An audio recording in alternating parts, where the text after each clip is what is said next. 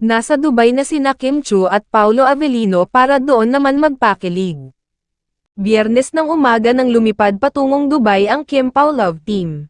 Dadalo ang dalawa sa mga screening doon ng kanilang unang pelikula, ang My Love Will Make You Disappear. Sa panayam sa kanila ng ABS-CBN News ay shinare nila ang excitement na makasama ang mga kababayan natin na nasa Dubai at iba pang bahagi ng Middle East. We're excited to meet yung mga kababayans natin doon, and meron kaming mga special screenings na gagawin, say ni Kim.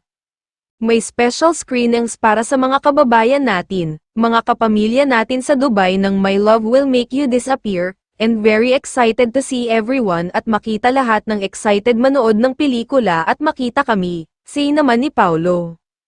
Excited na rin ang mga Pinoy sa Dubai na makita ang dalawa sa April 12 sa Real Cinemas, Dubai Mall at sa April 13 sa Real Cinemas sa Dubai Marina Mall. Syempre, aabangan din kung saan-saan mamamasyal sa Dubai ang dalawa, for sure. May mga ayudang kilig photos and videos na naman sina Kim at Paolo. Samantala, ayon sa source ay may advance gift nga ang aktres sa aktor at suot-suot ito ng aktor papunta ng Dubai.